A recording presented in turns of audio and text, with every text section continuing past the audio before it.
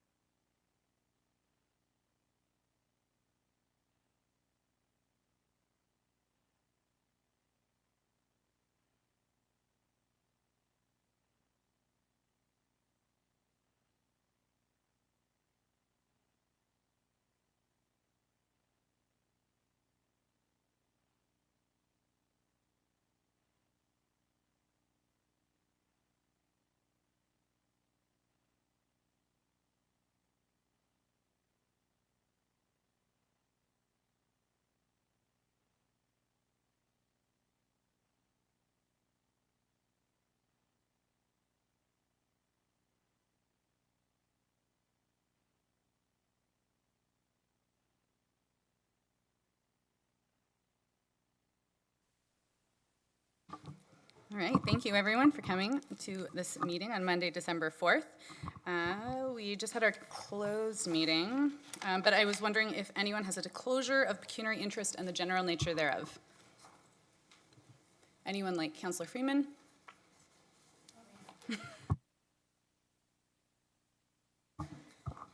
Through you, Chair Vasek, it's a post in camera declaration related to item 2, I think it was 2C, OLT appeal and solicitor client information. It's related to my place of employment.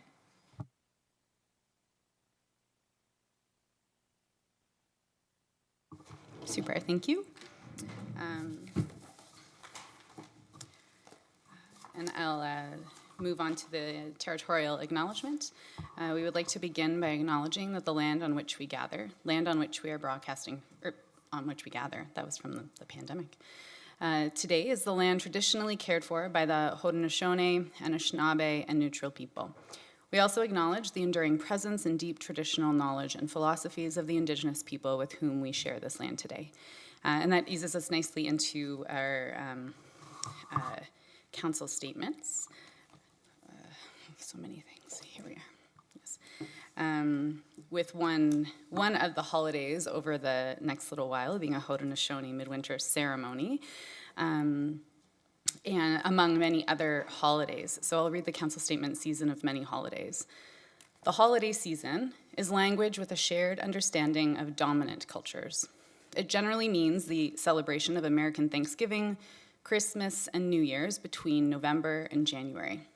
If we change our perspective and acknowledge that there are additional holidays celebrated by friends, colleagues, and neighbors during that period, we arrive at the recognition of a season of many holidays. Alongside Christmas and New Year's in Canada, which are steeped in meaningful personal traditions of gatherings, food, and sentiment for those that celebrate, are equally significant celebrations. So I'm going to list them now. There's a number. Diwali, which was celebrated on November 12th. Hanukkah, which occurs from December 7th to the 15th. Bodhi Day, a Buddhist celebration on December 8th, 2023. Winter solstice is December 21st. Dongji Festival, celebrated in Japan, China, and Taiwan, is from December 21st to 23rd. Christmas Day is December 25th. Kwanzaa is from December 26th to January 1st. New Year's Day is January 1st. Orthodox Christmas is January 7th. Maggie is a Sikh observance, which takes place on January 13th. Lohri, the Punjab Winter Festival, is January 13th. The Haudenosaunee Midwinter ceremonies will be celebrated during the new moon in January and lasts for approximately 8 days. Lunar New Year will take place on February 10th. Vasant Panchami, a Hindu observance, is February 14th. And Magha, a Buddhist observance, will take place on February 24th. Despite the notable differences such as religion, date, and appeal, together these holidays remind us of human desires to be connected to each other. For many years, traditional Christmas decorations have been put up in municipal facilities and spaces across Waterloo. This decor is intended to recognize the joy of the holiday season with the community.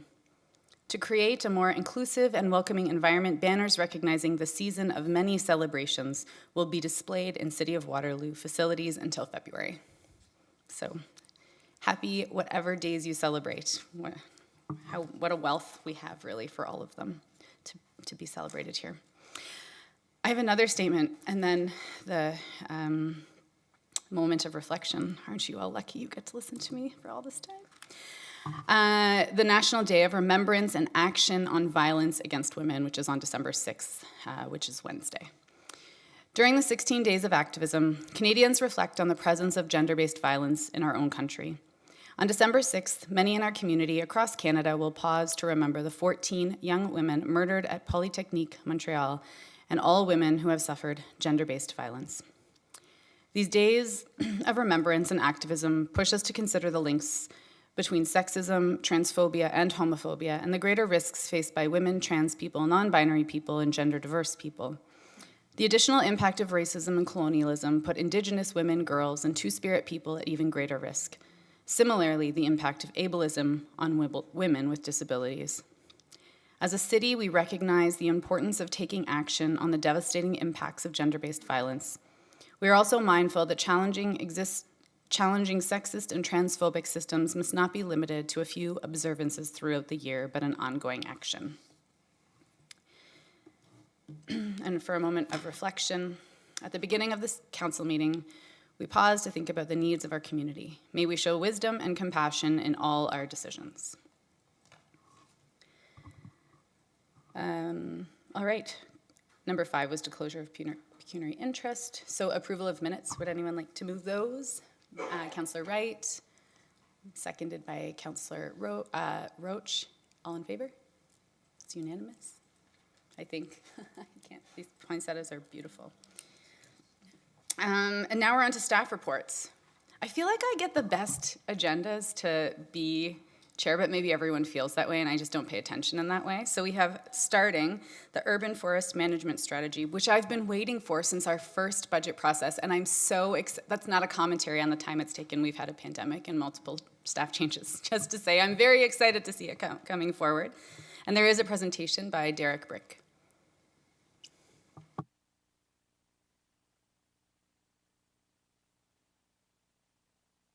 Good afternoon, Mayor and Council. My name is Derek Brick. I am Manager of Parks, Forestry, and Cemeteries here at the City of Waterloo. This afternoon, we're excited to introduce to you the Urban Forest Strategy Project. The Urban Forest Strategy team began working on this project in fall of 2022.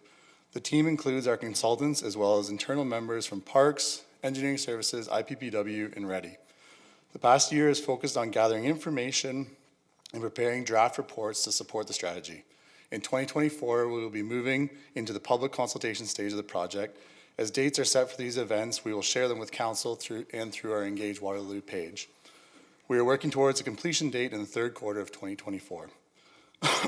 Before turning the presentation over to John, I'd like to start by addressing a few numbers which have been updated since the authoring of this report.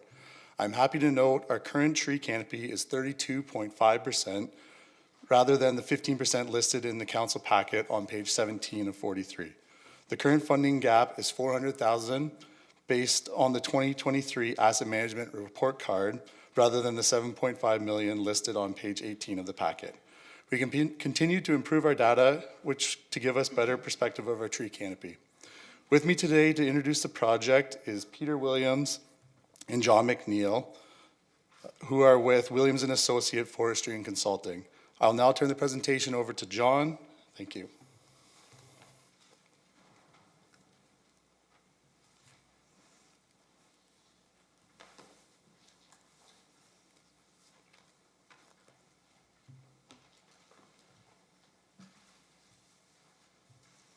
Thank you, Derek, for that introduction. Good afternoon, Mayor McCabe and members of City Council. Thank you for this opportunity to address you on the subject of your city's first urban forest management strategy. I'm pleased to represent the Williams & Associate team. We are members of the consulting team that has been retained by your municipality to deliver this project. By gathering community involvement and garnering support for this project, an urban forest management strategy aims to provide recommendations and strategies for optimizing the potential of the urban forest located on both public lands as well as on private lands. Implementing your urban forest management strategy will assist Waterloo in becoming a future-ready community. Here are the 4 pillars that make up the Urban Forest Management Strategy project. As Derek mentioned, we expected to deliver this in Q3 in 2024. My talk today will cover 3 basic steps. Step number 1, what we've done. Step number 2, where we are. And step number 3, where we're going in the project. Let's begin with step number 1, what we've done. That covers the first top 2 pillars on the slide, the background research and data collection pillar and the urban tree canopy study.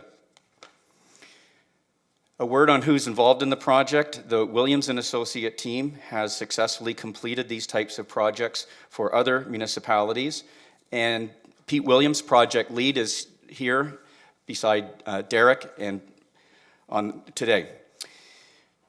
We are grateful to receive the support of the Core City project team, as led by Derek Brick, the project manager. And we also have some other members of the project team here today that I'd like to call out.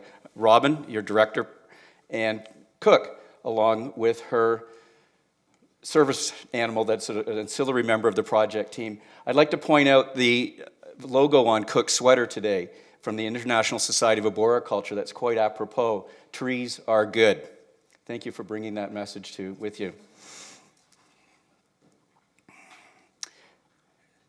And I would be remiss if I didn't also include other members of the staff project core team. They are members from your engineering services, planning department, and reconciliation, equity, accessibility, diversity, and inclusion. Urban forest canopy is very important to communities such as Waterloo. Why? Trees play a critical role for people and the planet. Numerous studies have demonstrated that the presence of trees in urban nature improves people's mental and physical health, children's attention and test scores, and property values in neighborhoods. Trees cool our urban centers, and cooler communities are healthier communities. One way to achieve this is to reduce the urban heat island effect is by creating an urban tree canopy in residential, commercial, recreational, and transportation areas. This can be achieved by designing and building space for trees that allows for the growth of large, healthy shade trees near where people live, work, play, and commute. As part of our urban tree canopy study pillar, we have modeled the value of the ecological services provided by Waterloo's approximately 31,000 street and park trees and your city woodlots. We've measured the city's existing urban tree canopy, as Derek earlier reported, and we forecasted future urban tree canopy to begin the process of setting tree canopy cover targets. As well, we've completed an inventory of 10% of the city's woodland parks and developed forest management plans for those properties. TD Economics demonstrates how an investment in urban forests is an investment in the overall economic and environmental well-being of urban society. According to the bank, keeping the green on our streets keeps the green in our pockets. During our background research and data collection, we completed a field-based windshield survey assessing the city's current tree maintenance program, which included a municipal tree maintenance needs map of all 6 forestry administrative zones. We believe that the urban forest and its benefits touch on all 5 of the City of Waterloo's strategic priorities. For example, the urban forest, if sustainably managed as green infrastructure and accessible to equity-deserving groups, can help attain Waterloo's climate leadership objective in helping create a more resilient community to climate change, which will lead to a higher quality of life for all residents. As part of our background research and data collection with the assistance of the city's project team, we conducted in-depth staff discussions from a variety of departments that impact trees. Discussions covered how the project can help their departments and identified key themes to explore in the urban forest management strategy. We completed a draft vision statement for the project. As well, we completed an assessment to see where the municipality fits within a model of urban forest sustainability and where it might focus efforts to improve over the next 5 years. In other words, a report card on the city's urban forestry program. Tree equity is defined by American Forest as the right number of trees so all people experience the health, economic, and other benefits that trees provide. However, many Canadian municipalities currently do not have tree equity. As part of our background research and data collection, we partnered with the University of Waterloo's School of Planning to analyze tree equity in Waterloo. That concludes step 1, what we've done to date, and we anticipate that public access to digital versions of all these documents and reports through the appropriate city webpage. Now let's move on to step number 2, where we are. Our public and stakeholder engagement approach document with the approval of city communications staff begins our project's community conversations. Examples include Engage Waterloo, online surveys, formal open houses, and informal events. Collectively, we will gather the community's input and feelings about the future of Waterloo's urban forest. One of the key takeaways we anticipate from the public and stakeholder engagement approach is to identify, clarify, and prioritize relevant themes to be addressed in your urban forest management strategy. When's this expected to take place? Throughout Q1 in the new year. And now let's conclude with step number 3, where we're going. Your strategic plan asks staff to explore how the indicators and targets used as part of the United Nations Sustainable Development Goals can contribute to progress reporting. According to the Morton Arboretum in Chicago, quote, the benefits that trees provide can help cities and countries meet 15 of the 17 internationally supported United Nations Sustainable Development Goals. An urban forest canopy target is an example of a performance metric for assessing the amount of the urban forest and its associated benefits. As part of this project, we will create an initial target to be set for 2050 with the ultimate goal of reaching the target of an urban tree canopy by 2070. Now, attaining and sustaining urban tree canopy cover targets will be challenging for communities such as Waterloo. Over the next 50 years, many cities will experience the effects of aging trees, climate change, and the need to accommodate more of the municipality's growth in already developed areas to meet provincially mandated growth targets. The current built environment generally is not suitable for the growth of most urban trees. Trees have a horizontal root structures. Dr. Thomas Perry, former professor emeritus of forestry at North Carolina State University, said, quote, a tree is structurally like a wine glass on a dinner plate. This analogy is quite apt. The proportion of glass height to plate size is close to the natural model for trees. We have the knowledge to create space for trees that allows for the growth of large, healthy shade trees in residential, commercial, recreational, and transportation areas. The challenge for municipalities is how to make these examples the rule rather than the exception. The urban forest management strategy, as approved by City Council, will take a science-based approach utilizing these 3 pillars of criteria and indicators for strategic urban forest planning and management adopted by progressive Canadian municipalities.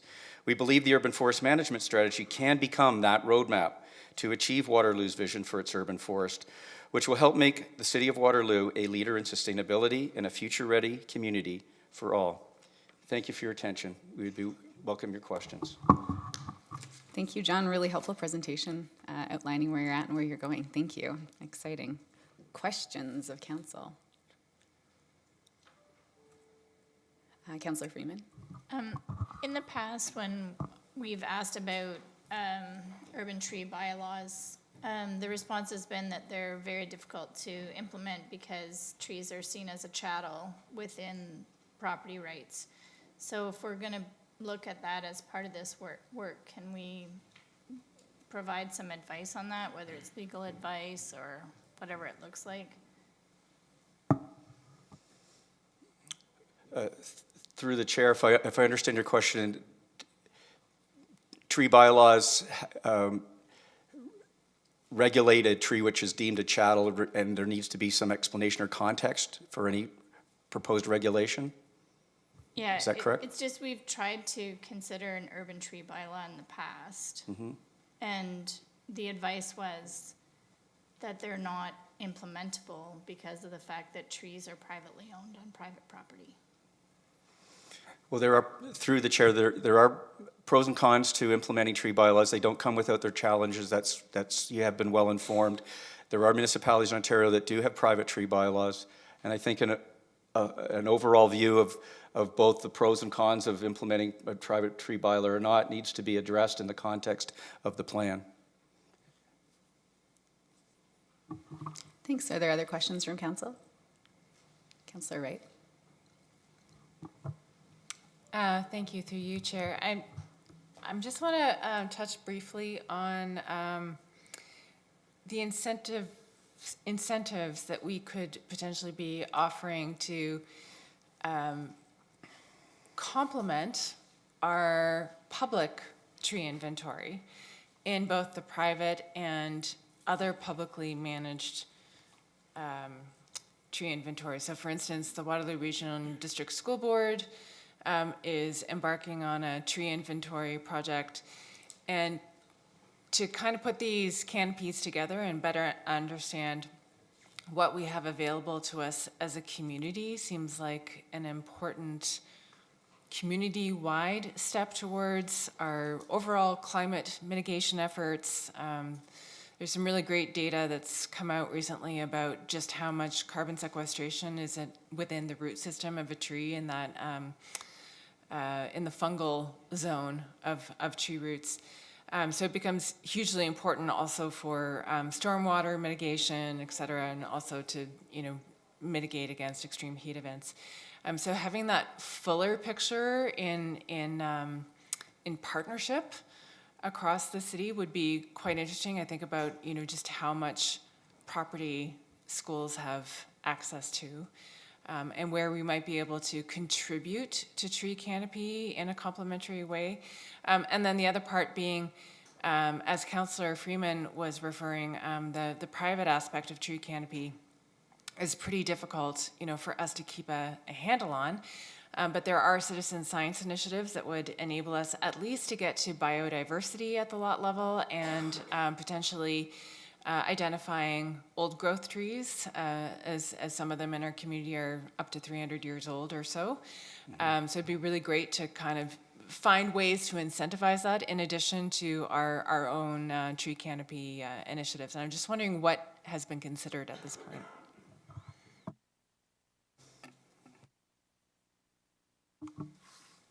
Through the chair to Councillor Wright.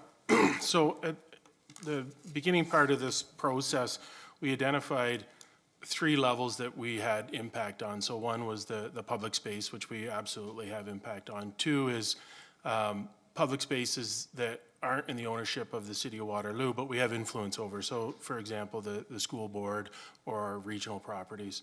And number 3 is private properties, and that's where we looked at, through incentivizing to plant trees. And then, and that's kind of where the conversation of a tree protection bylaw comes into play as one of the tools that we're considering. It's not necessarily the direction that we may go, but obviously we're going to reach out to the public through engagement and see what the appetite for that is, and weigh the pros and cons with council as we go through that evaluation of consideration. Does that answer your question? It does, definitely. I mean, I think the community engagement part of it here, I think there's a strong interest. A number of Ward 7 neighborhood associations have representatives on a citizen tree initiative to promote urban trees. So that public engagement will, I think, be really important. A lot of people really care deeply. Councillor Rowe? Through you, Chair. Thank you very much for your presentation. I have a question about policy, and it's sort of twofold. So the first would be, I've been having recent conversations with residents who are advocating for a canopy protection policy. So I just wanted to clarify in this conversation and with this strategy that we're the project that we're moving forward with, would this be considered a canopy protection policy, or would this would that be something a little bit different? I was just wondering if you could expand on that a little bit, and then I have a follow-up. Through the chair to Councillor Rowe. So in terms of it being a policy, I think we're probably early to determine what direction we're going to go with in terms of how this folds out. It'll be a strategy initially, and then from there could be policies that come out of the strategy. There could be other mechanisms that help us preserve the existing canopy. There is, obviously quite a bit of a balance that has to take place when we look at development. Obviously, Waterloo has been targeted for growth, and we have some urban intensification. So we're really be looking at, how do we maintain the existing canopy that we have as we take on further urban intensification. So yeah, I think we're a little bit early to say what policies will come out. I think it's safe to say that there will be policies that come out of this strategy. Just at this point, we're still at the data collection process, and we're ahead of the engagement piece. So the engagement piece, I think, will tell a little bit more of a narrative as we come out of it. Thank you. So just to clarify then, so it's not like we have one policy. We're going to have policies within the strategy, right? Correct. Okay, excellent. And so then my second question or follow-up was just what you touched on about the need to maintain the canopy we have, as well as looking forward to adding to that. So I'm just wondering if you can expand a little bit on the challenges that you see even in maintaining the canopy that we have. Sure, through the chair to Councillor Rowe. So, you know, as we go through this process, there's a lot of talk about setting an urban forest canopy target, a number, right? Everybody wants to know what the number's going to be. And I think, you know, as I go through this process and I have conversations with residents and council and the consultants and staff, I really look at the immediate challenge is going to be how do we maintain the canopy that we have. I think that has to be our primary focus before we jump to that, you know, magic number of what the canopy target's going to be. And I think some of the challenges to maintaining the existing canopy is just our targeted number for growth and the development that we're seeing in Waterloo and the intensification of residential areas and you know, accessory building units. So there's going to be a lot of involvement. This won't be a strategy that's just rolled out by Parks, Forestry, and Cemetery Services. It's going to be every department, every division within the city. It'll be a team effort to, you know, roll these policies or targets out, and you know, a lot of things will be taken into consideration, such as, you know, staffing and how do we meet those targets and keep the, you know, area for trees to grow. Excellent, thank you. And I just wanted to echo Chair Vasic in saying that I'm really excited to see this come forward. It is definitely something that residents in Ward 6 have been talking about, and I look forward to see where it's headed. Thank you. Thanks. Councillor Bodley? Thank you. Through you, Chair Vasic, I have a question and comment, but the first thing I just wanted some clarification here, or maybe for you to elaborate. In the packet, it says that the City of Waterloo is one of the few municipalities of our size to plant our own trees. And I'm wondering if maybe you could just elaborate on that, what that means, why we plant our own trees, and what other municipalities of our size are doing. I can take that through you, Councillor Vasic to Councillor Bodley. So currently, our staff, we plant approximately 900 trees within the City of Waterloo every year. That's a spring and a fall planting.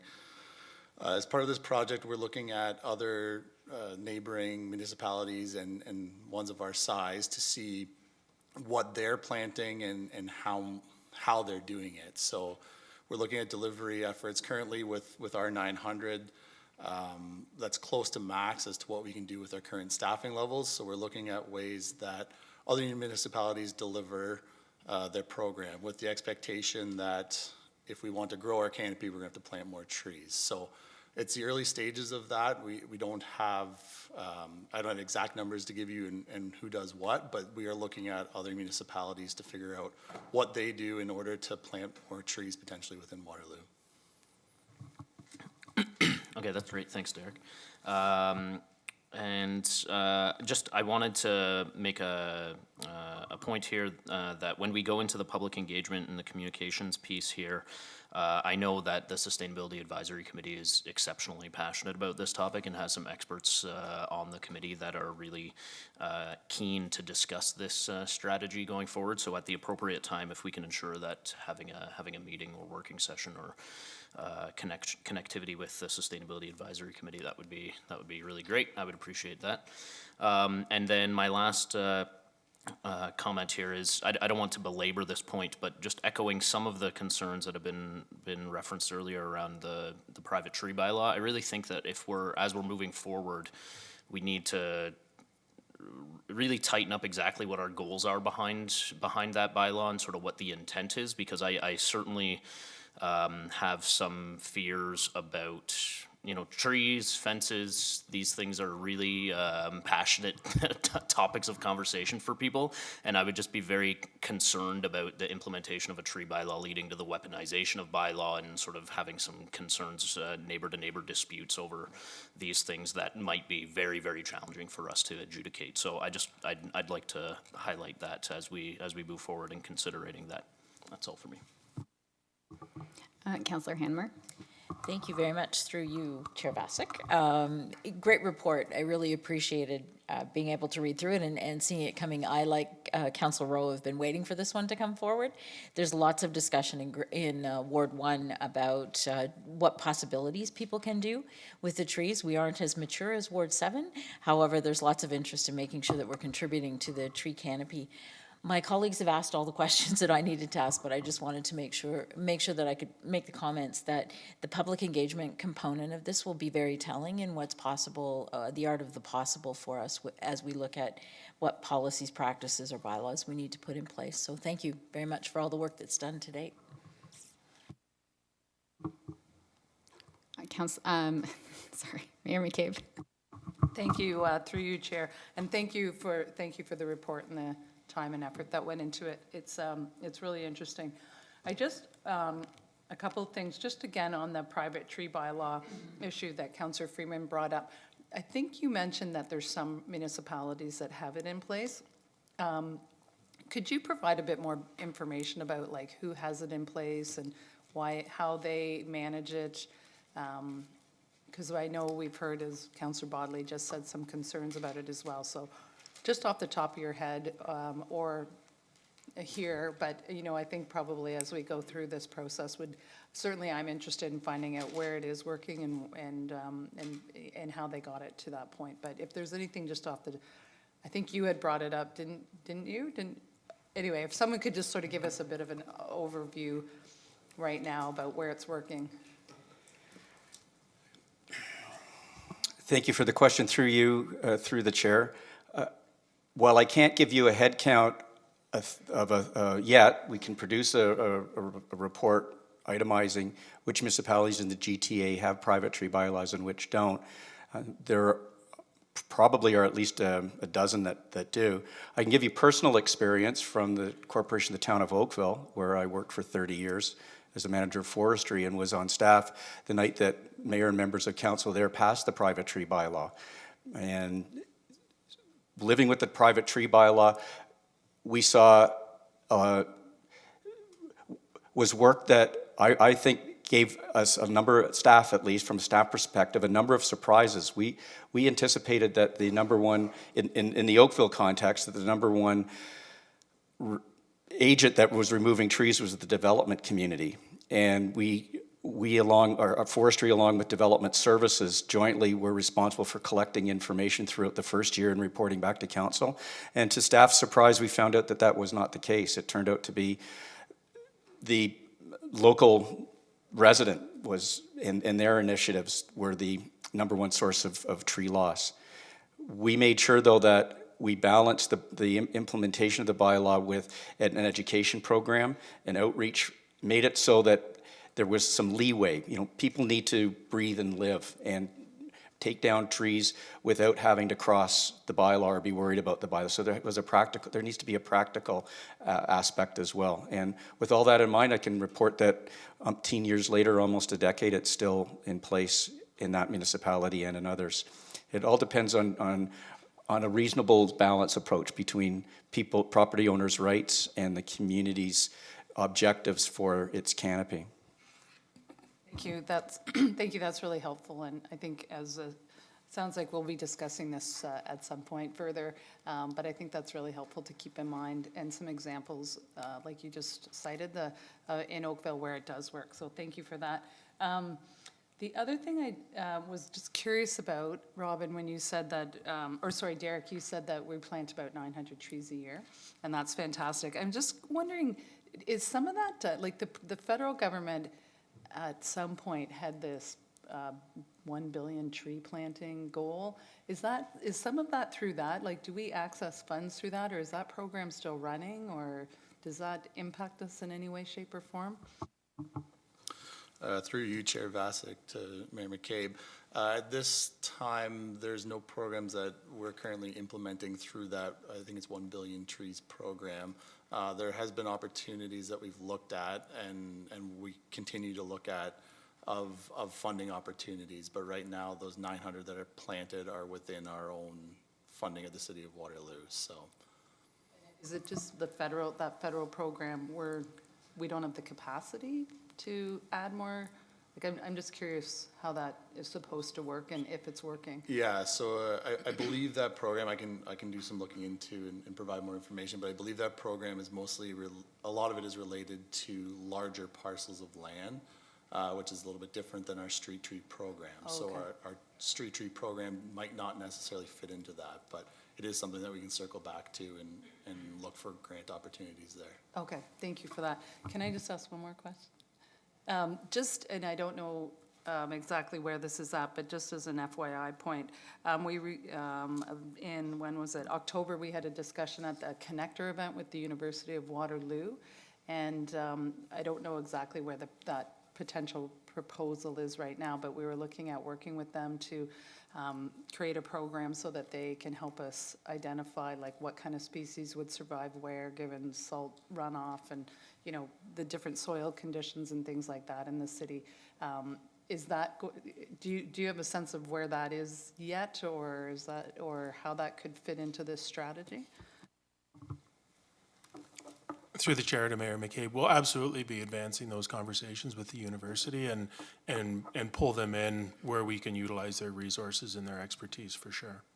Fantastic, thank you very much. And I just also wondered what special qualities Oakley has that made her uniquely qualified for forestry rather than another city department. You don't have to.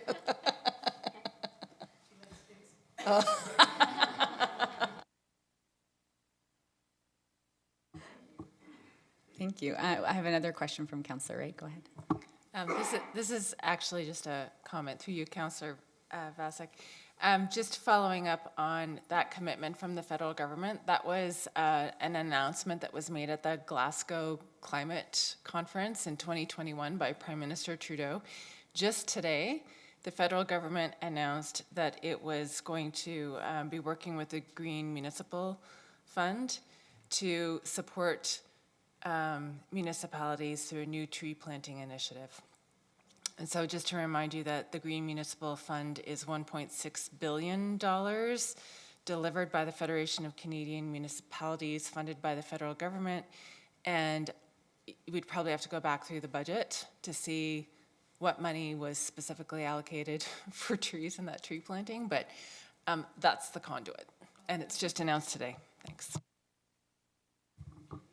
Thanks. Hot tip. Does anyone else have any follow-up questions? No, I just have, it's mostly a comment because I'm seeing Sandy Little here and thinking about how creative the engagement was for the strategic plan. And so I was wondering if you might connect with Sandy about the strategy for consultation. And then I just had a suggestion to save myself an email, which is the Waterloo Public Library. Kids love trees. Youth love trees, and there's major climate anxiety. So I also see this as a real opportunity to engage with kids and youth around what the city is doing and what their thoughts are as well. So both a data collection tool, an important one, but data collection and research is also always intervention too, really. And so it can help to foster some hope among kids and youth who are really struggling with mental health right now too, especially as it's related to the climate emergency. So we have a motion not to declare trees are cool, though I do hope we affirm our commitment to that when we get the strategy as an official recommendation. We just have it to receive report as information. Would anyone like, yeah, Councillor Rowe, who would like to second it? Councillor Bodley, all in favor? It's unanimous. Thank you so much, everybody.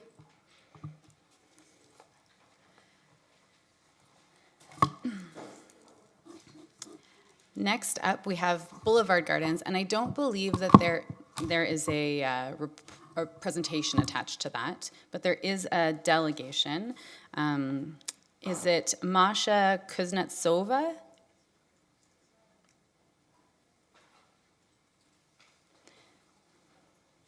Thank you. Welcome. If you can just say your name and your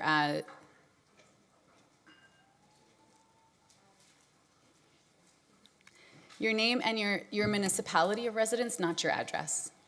Hi, my name is Masha, and I'm not sure the municipality. I live in Upper Beechwood. Is that what it is? Sorry, I'm just a resident, so I have no idea. Yes, great. Yes, This City is, of Waterloo, very good. Yeah, well, good afternoon, Mayor and the members of council.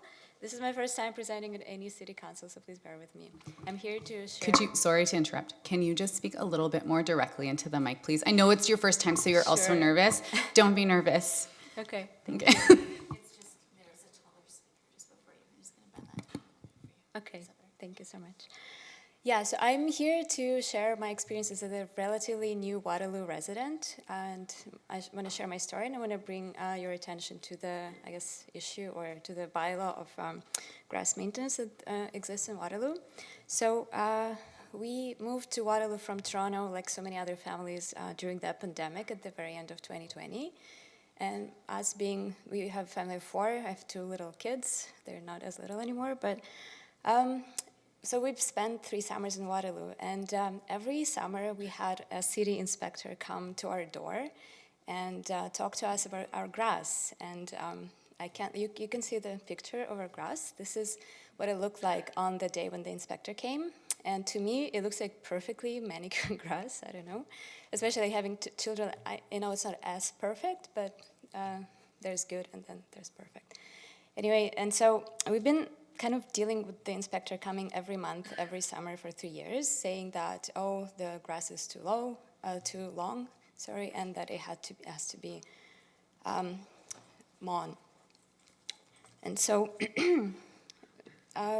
we were really surprised by it because, again, like we never had this issue in Toronto, and we do take care of our grass, maybe not as frequently as our neighbors.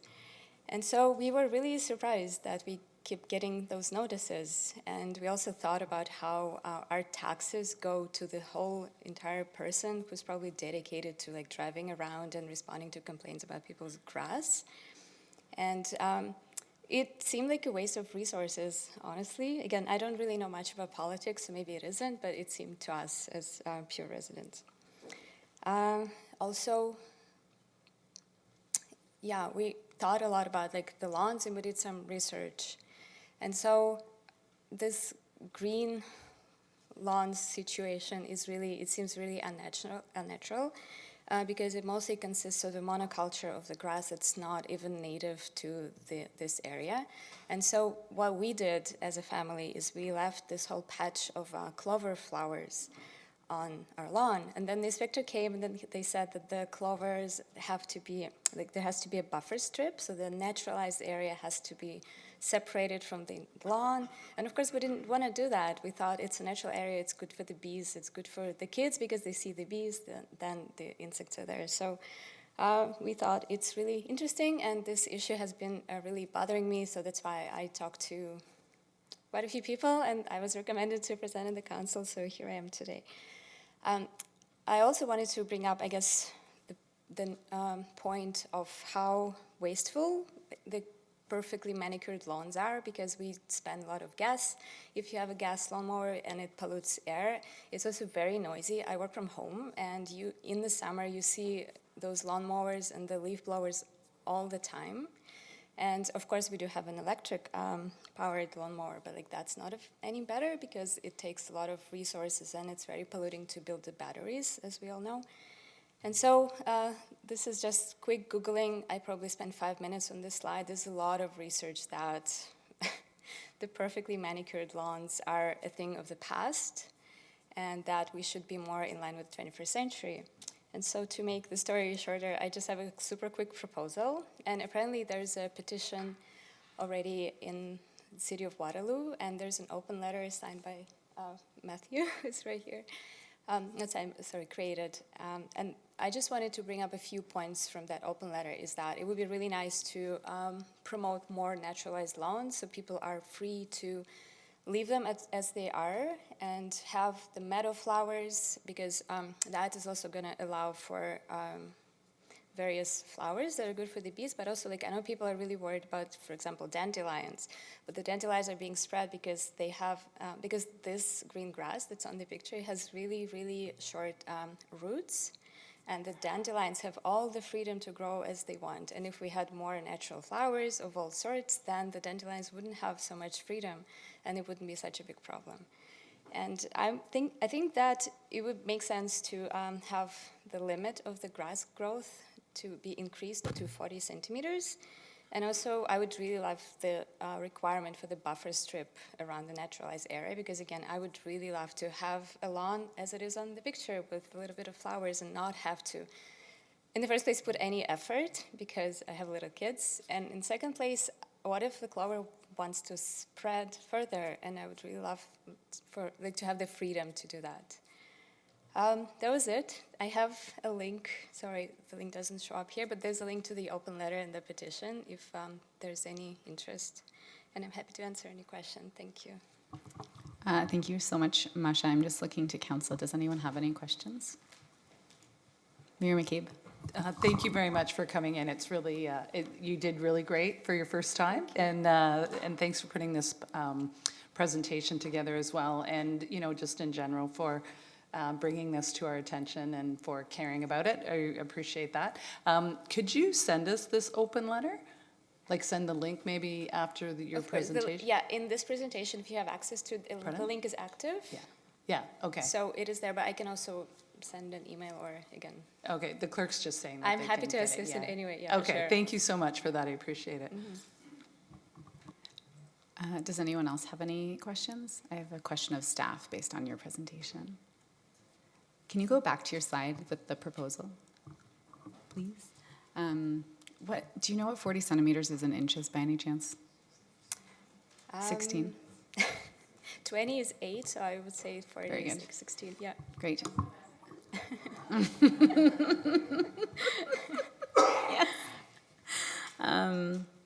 So we have made some changes to further naturalized lawns, not as much as you're suggesting here, but I just wanted to get clarification about what those changes have been in terms of grass heights and the buffer strip, and any initiatives we have to support a transition to more natural lawns, just so we know where we're at as a council right now and where we may potentially want to go. Through you, Chair Vasic. We did, last year we did make some updates to the lot maintenance bylaw. And through those updates, we did review turf grass height limits. And based on our research and background with experts, the feedback we got was that turf grass really isn't all that beneficial for the pollinators. And that's why we made the decision to keep a height limit on turf grass with bringing in more allowances for naturalized areas. We do have a current buffer strip of 1 meter.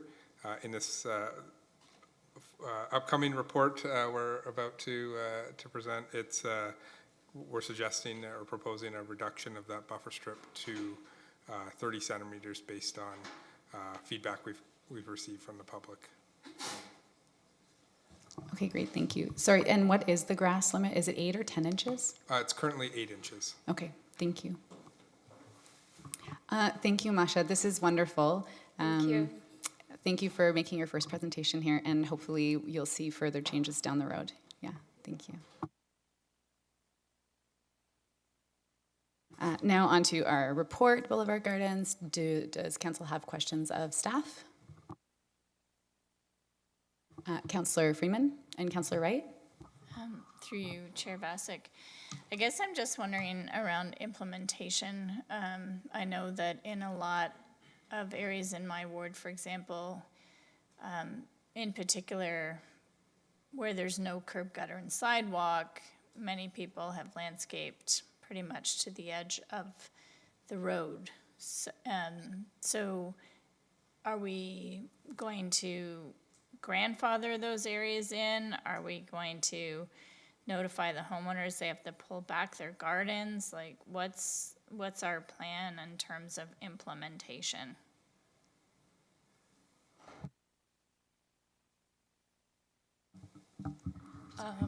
Through the chair to Councillor, yes, those existing locations would be kind of grandfathered in and they wouldn't have to comply to these guidelines. Councillor Wright. Thanks, sorry, I was just checking to see whether there was follow-up.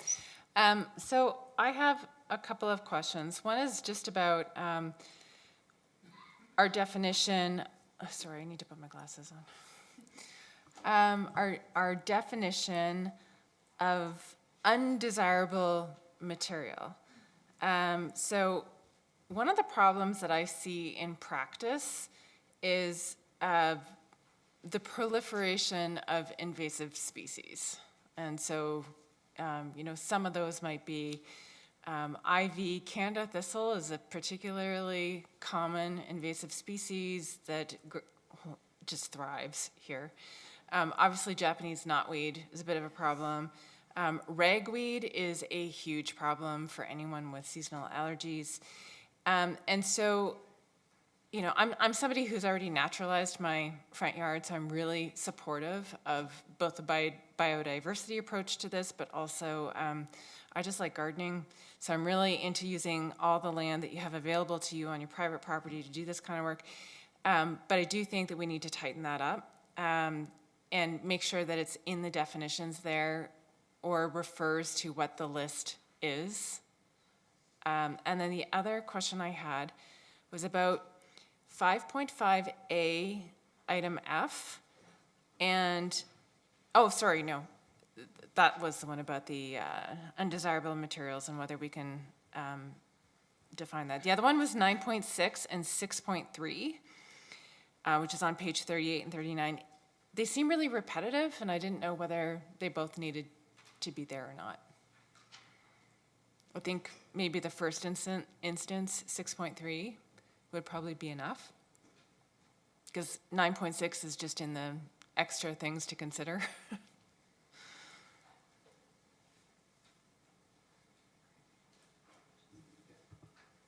And that's the only other thing that popped out to me, but I think it was already covered, was not growing, or the tension points about growing any food sources on a cul-de-sac, just because of we don't know what the land contamination is.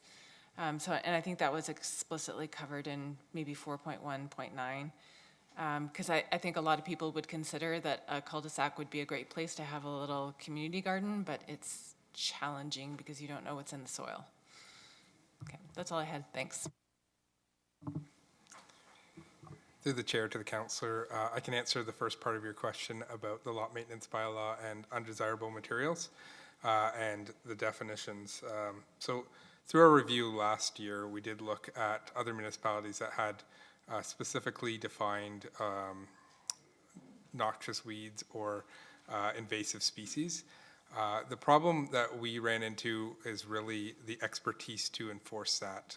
So you need an officer that is highly knowledgeable about plant identification and resources to do that. And we didn't feel that we were in a position to be able to go onto someone's property and consistently and accurately identify these noxious weeds. We do have a kind of a general catch-all that covers anything covered under the Noxious Weed Act. And in that case, if we received a specific complaint about that, we could bring in an expert to make those determinations. And that was kind of the rationale as to why we didn't specifically add different types of invasive or noxious plants.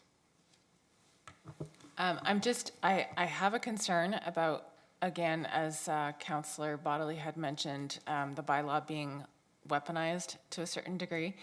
And so requiring complaints to be a little bit more specific is not a bad thing.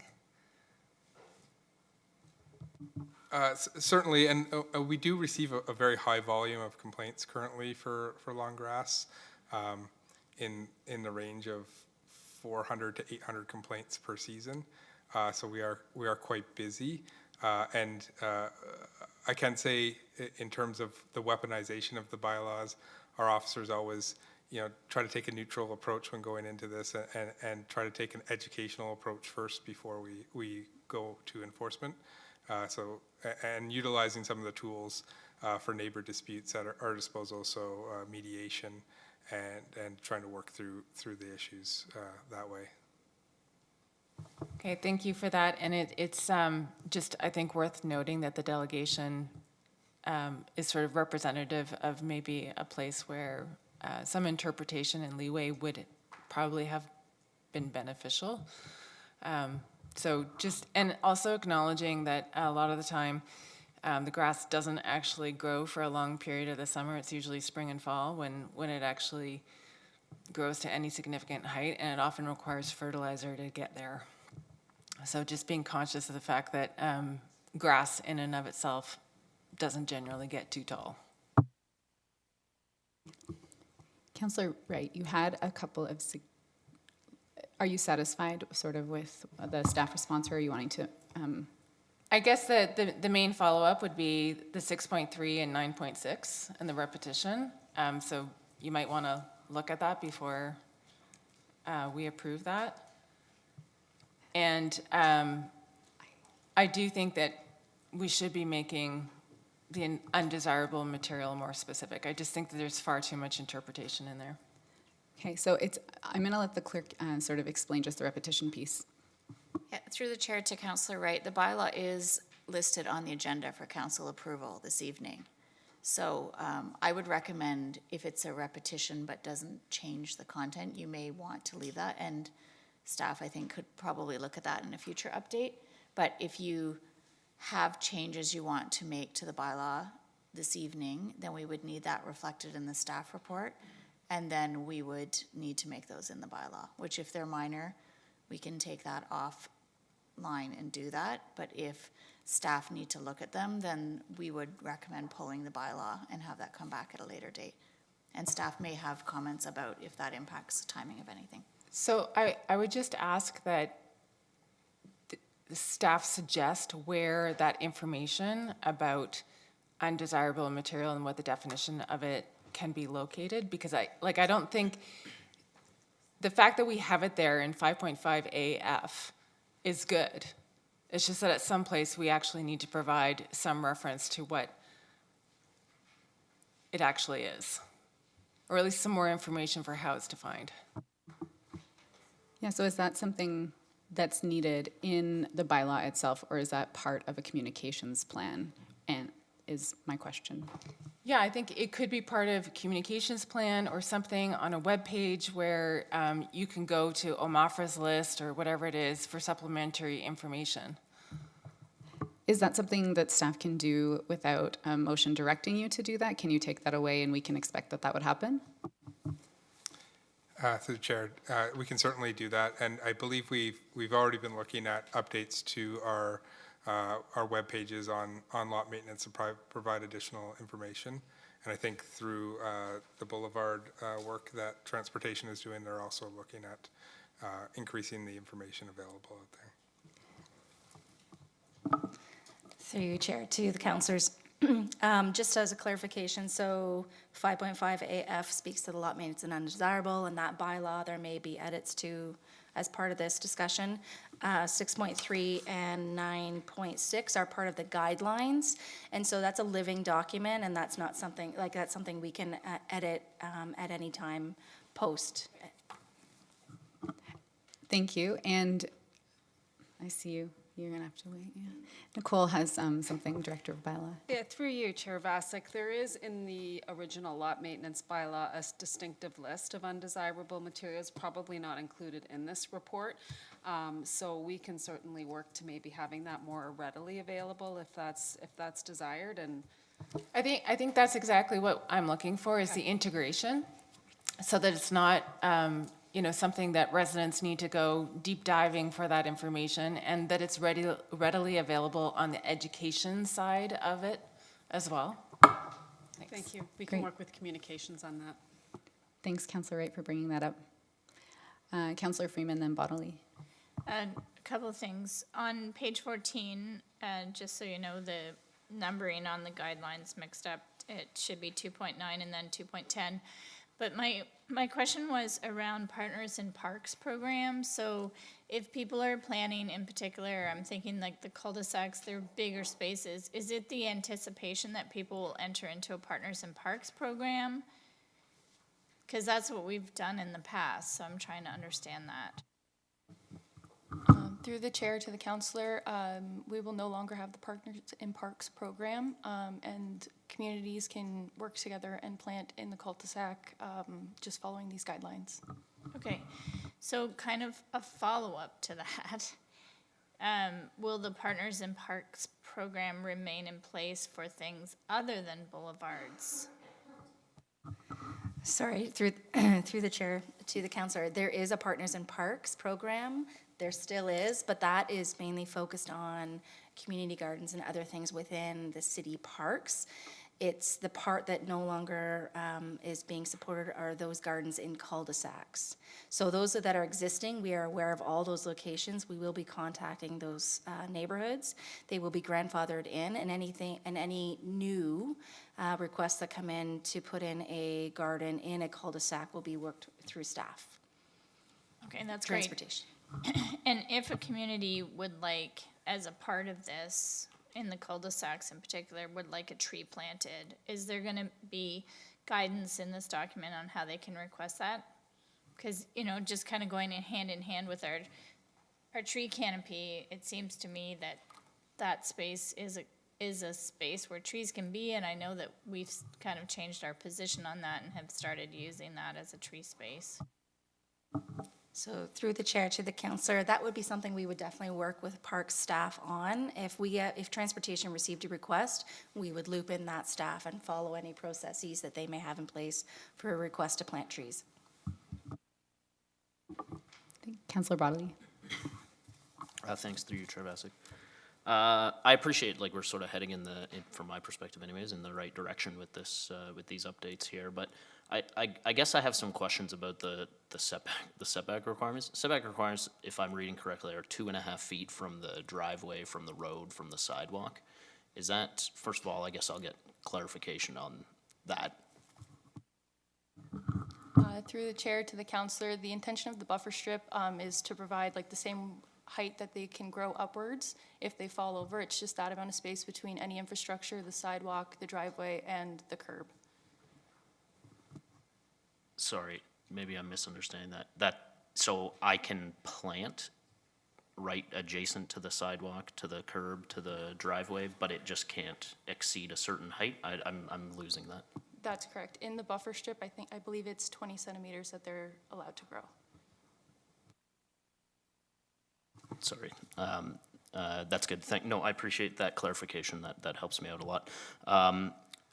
As a side question to this, what is the rule of thumb, and maybe this is actually a question for Derek, who I see is still here. What is a rule of thumb for how far away from the driveway we plant street trees?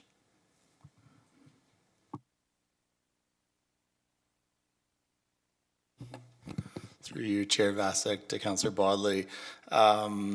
We aim to be 3 meters for the most part, but I'm sure you can travel the streets and see that isn't always attained because our boulevards are full of different utilities. So it does change.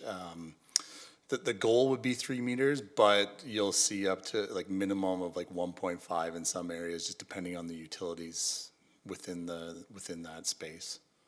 Okay, that's great. Thanks for that clarification there. Like I said, I think we're headed in the right direction here. I would just encourage staff, just like with some of the no-mow-may changes to the bylaw that we've implemented in the past, to be reviewing how the implementation process on this goes, and to be bringing back recommendations to council for how we can, whether there are ways for us to ease some of the restrictions here and make it more feasible for folks to do this, because I think it's a great benefit to the community. So thank you for bringing this to us. Thanks. Mayor McCabe? Thank you, through you, Chair. Could you explain why we need buffer strips? Through the chair to Mayor McCabe. The intention of the buffer strip in the boulevard is to provide, or to ensure that the vegetation doesn't encroach on the sidewalk, the driveway, or the road. So it's to make sure the sidewalks remain accessible for all people. So we're worried about vegetation falling into the roadway or into the sidewalk? Like, why does it really matter if it falls into the roadway? I don't understand why we need a strip there.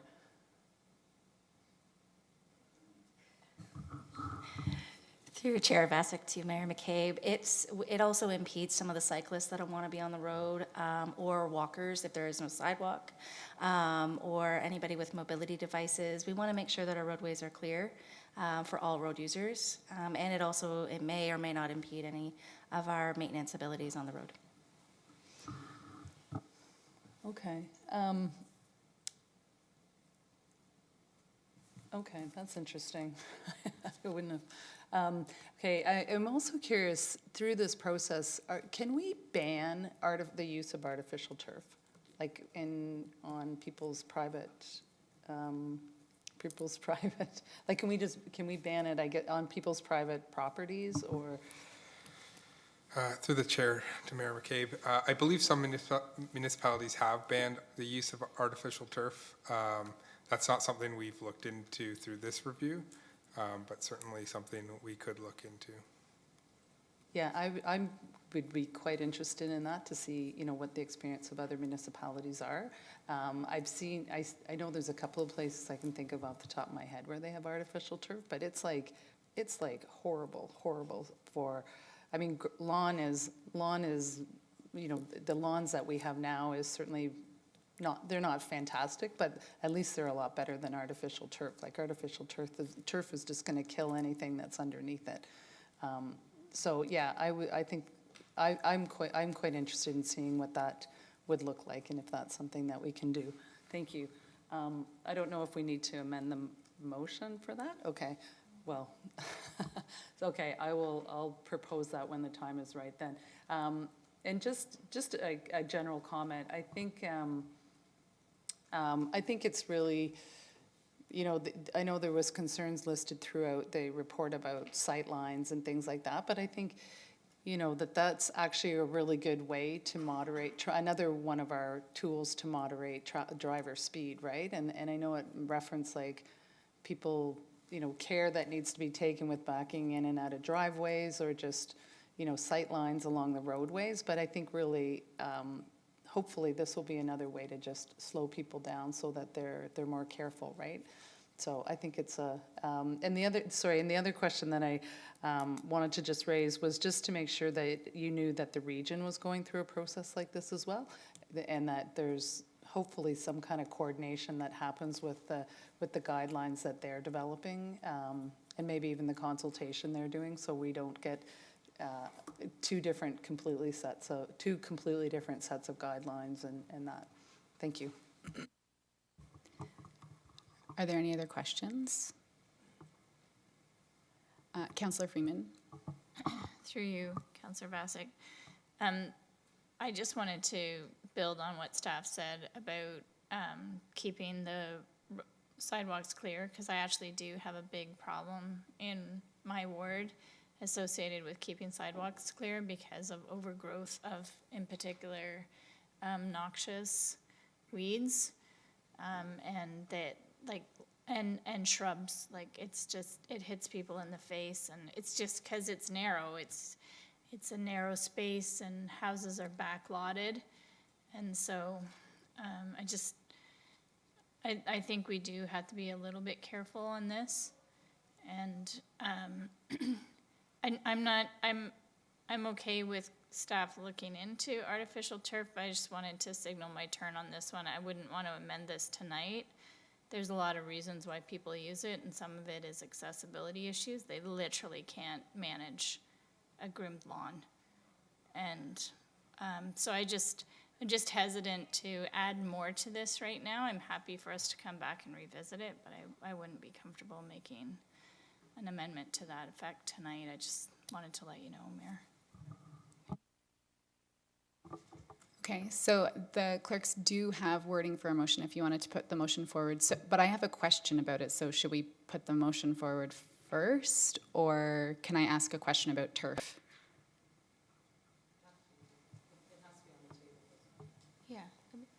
Sure. If I could, through the chair, Mayor, just listening with you to speak, I was thinking we could add a 6th recommendation, that council directs staff to report back on the residential use of artificial turf.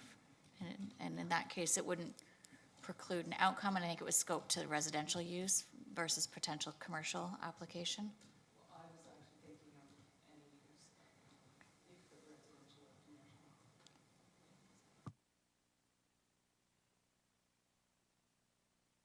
Okay, so I think that means you've moved it.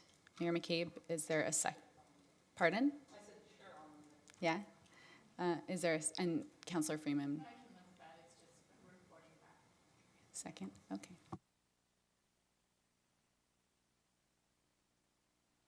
I think Councillor Freeman seconded it. Is that right, Councillor Freeman? Sure. Yeah, sorry, Councillor Hammer. You're right here, so I sometimes, I know, I'm sorry.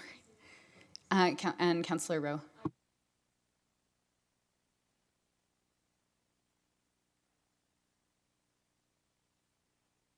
Not commercial, but there would be use of turf in the football fields and that kind of thing. So I'm wondering if we can really make that a bit more specific. I think that's a question for Mayor McCabe and the clerk. Good question, but not for me, maybe. I think, through the chair, I think if the mayor and Councillor Freeman accept it as a friendly amendment, we just take out the words residential and or commercial, and its staff are simply reporting back, all of which I'm sure we'll look at those aspects. So it would read that council directs staff to report back on the use of artificial turf. Does that satisfy your question? Yeah. Yes, I think so. I just, yeah, go ahead. Councillor Hanmer. Thank you. I'm not sure that it really changes it one way or the other. I think staff understand, though, that things like the university use on football fields and soccer pitches probably isn't something we're interested in. It's more the commercial and residential pieces. So if that's understood, I think that's the best we can do with that, because otherwise I think we would be putting a whole host of examples into the motion, and that's not what we want to do. Our staff understand. Are there other questions? I have a question. I also hate turf on grass. I didn't realize it was an accessibility thing, but that makes sense, or like it's just hard to maintain. Is this already is artificial turf permeable?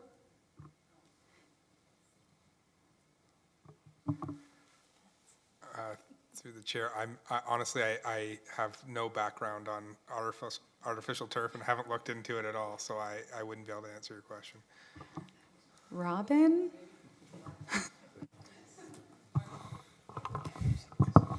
If I can assist here, and I'll look to Robin too, he's constructed a number of fields. So for council, yeah, within our fields, there's a drainage system that collects, perforates through, and there's an infiltration galleries within the field too. So it's designed to have water being absorbed and collected through the system itself, yes.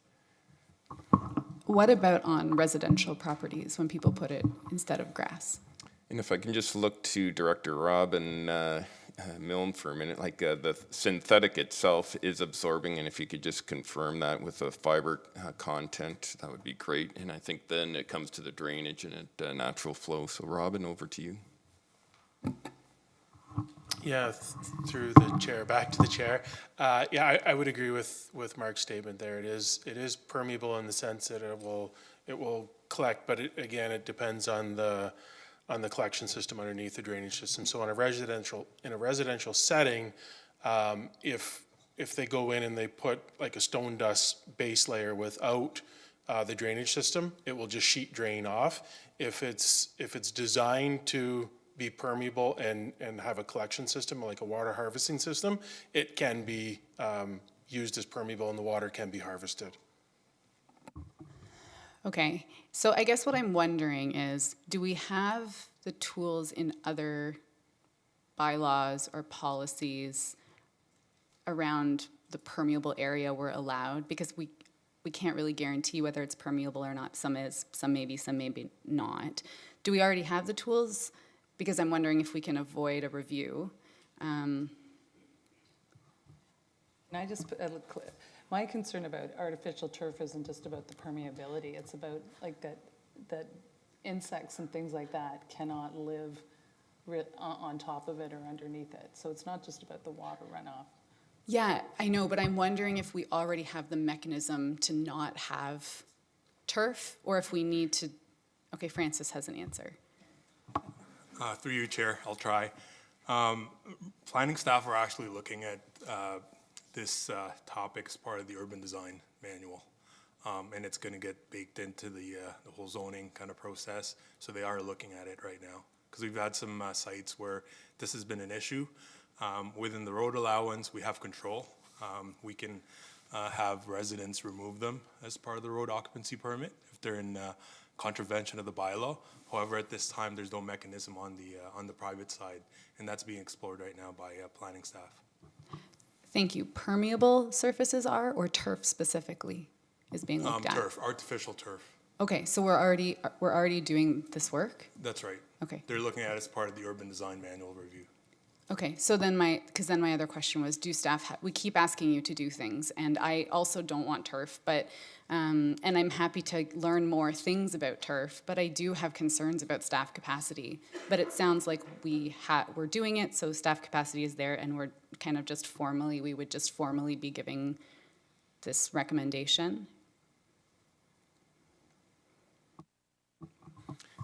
Through the chair to Councillor, to me it sounds like planning has this work well in hand, and the recommendation, while it's provided, you will get an update in a period of time on this initiative. So I think we're covered, whether it is moved forward at this time, or I think you've heard that it is within their work plan, so it will be coming forward to council. So either way, I think you're in good position to receive some good information on artificial turf. Yeah, great. Okay. So, sorry for all of those questions. I take a long time to process, so I have to ask the questions now. Does anyone else have any other questions or comments before I call the vote? Okay, all in favor? All right, unanimous. Sorry, just ask me, it's okay. No, sorry, we just didn't see all of them. Oh, his hand. Yeah, it went up. I saw it. It's the floral display. Thank you. Thanks, everybody. Oh my gosh.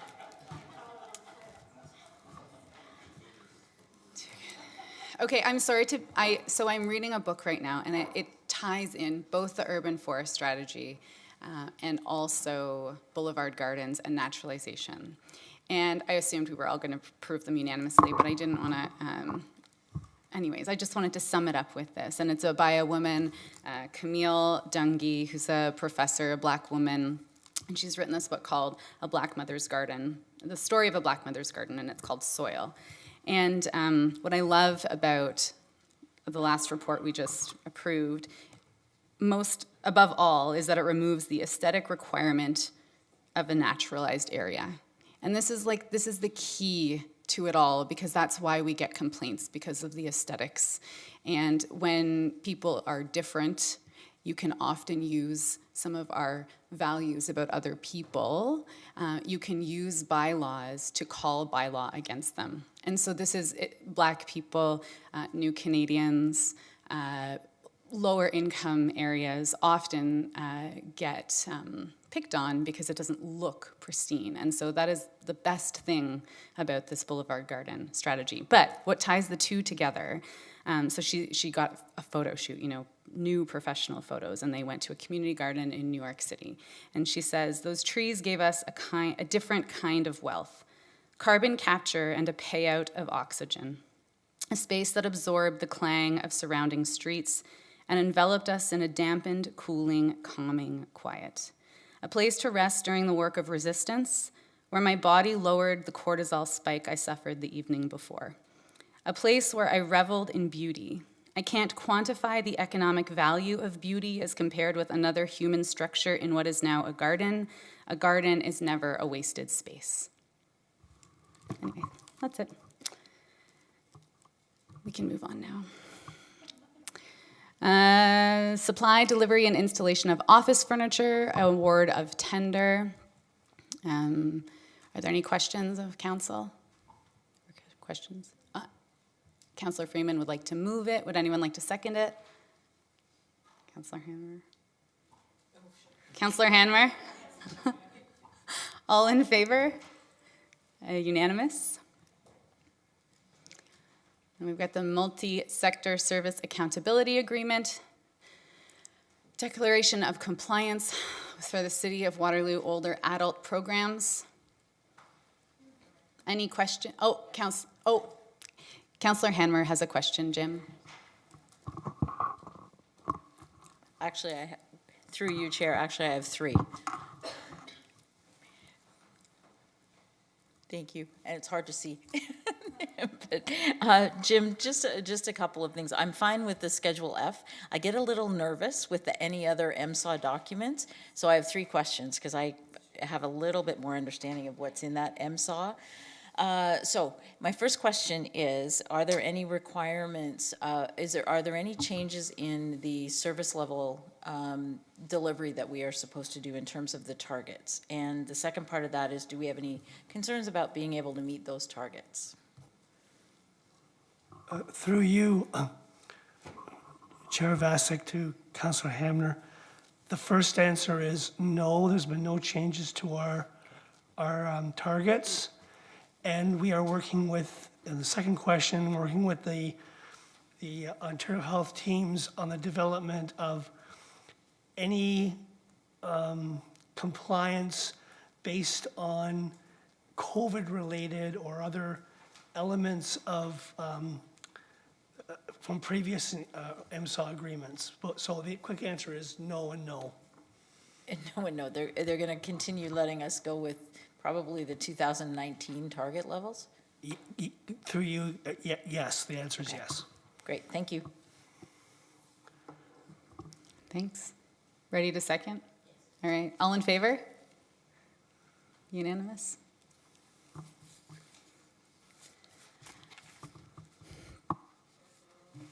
There was no consideration of notice motion given at a previous meeting. There's a notice of motion tonight from Mayor McCabe. Thank you very much. Sorry, thank you for your indulgence on this. Sorry, I'm just losing my earring here. Yeah, I've added this to the agenda, and I think given the conversation we've just had about our urban tree strategy and greening generally in our community, and particularly boulevards, and doing doing what we can where we can to find ways to do climate mitigation, adaptation, and community greening, whether it's for mental health, whether it's for beautification, whether it's for, climate action.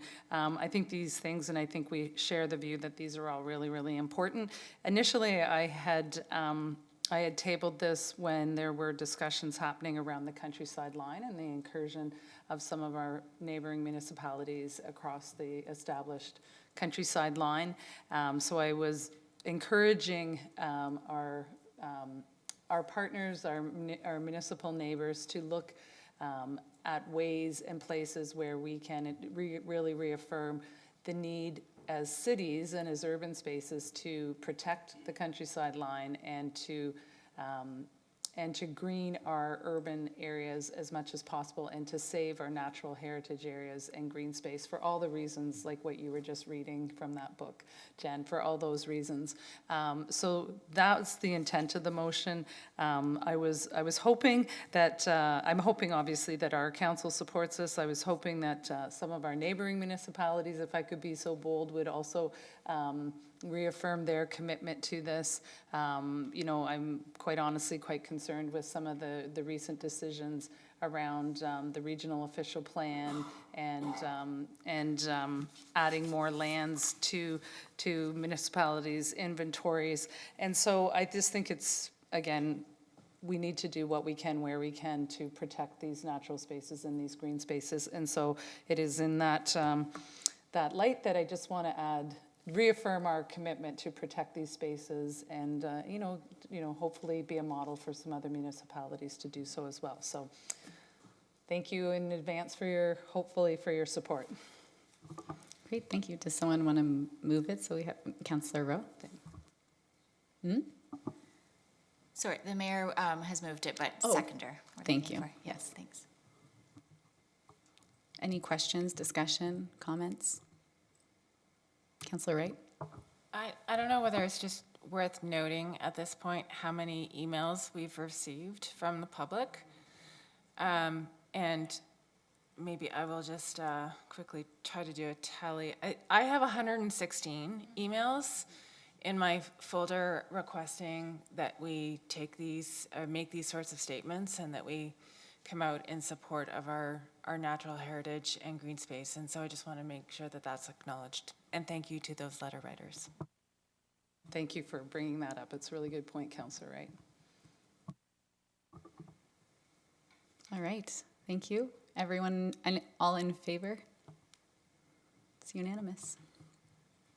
Thanks for bringing it forward, Mayor McCabe.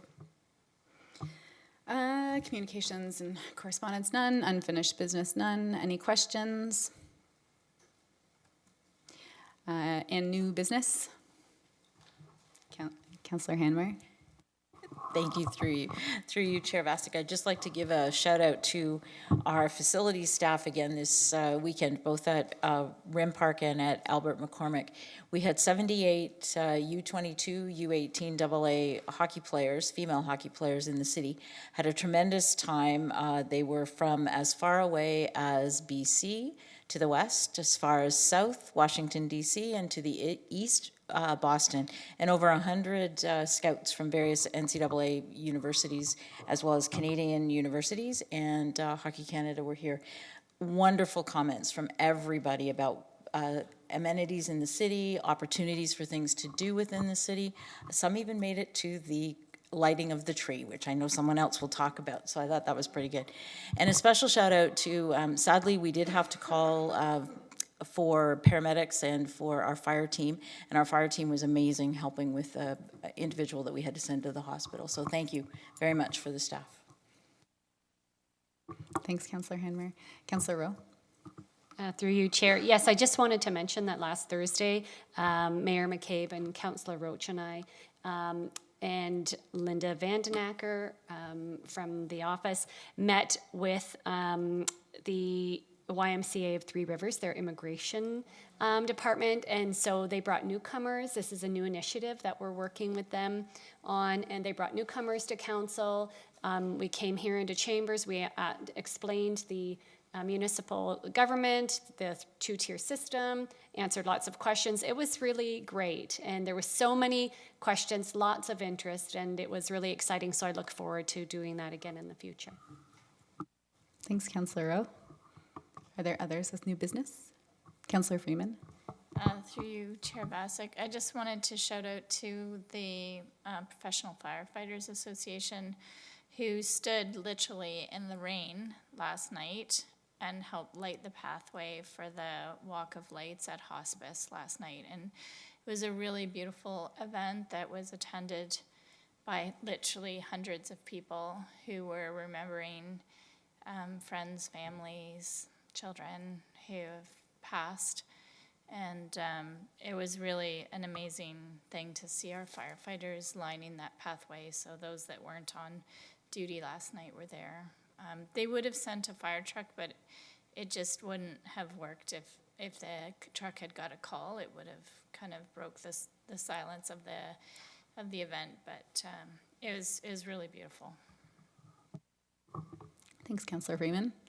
Others? I'll go. Or you? Sure, we can arm wrestle over it. So Friday was the tree lighting at the public square, and a big shout out to the BIA and to city staff for helping to support that, and to the Dunn family for donating such a magnificent tree. I think everybody's looking forward to the opening of ice skating season, weather permitting. We're looking forward to that. So thank you for all those efforts to activate the square for the winter months. It's very, very appreciated. It was a big crowd there at the beginning of the tree lighting. Like it was kind of surprising, to be honest. Thanks. Thanks, Councillor Wright. Do you have another one? Yeah, Mayor I would McCabe? just add to that, it really was a tremendous event. And just wanted to add, thank you to all the vendors who came out. There was some really great, unique gift ideas that you could pick up. And I also just wanted, on a bit of a different note, to thank the staff who helped organize. There was, at the library, there was an online session and then there was an in-person session, two different seminars about disabled and disabling was one of the conversations. It's escaping me right now what the second conversation was, but it was around age-friendly communities and being more mindful and learning, an opportunity to learn about accessibility in general. So just wanted to thank them for putting that on. And I think congratulate Councillor Hamner and whoever put that, sounds like an amazing tournament on out there. You probably had a large hand to play in that, so thank you for that as well. All right, on to enactment of bylaws. Who wants to move it? Councillor Wright, quick to it, and Councillor Freeman seconds. All in favor? All right, are we at adjourning? Yeah, motion to adjourn. Councillor Freeman, Mayor McCabe. Oh yeah, sorry, all in favor. Yes.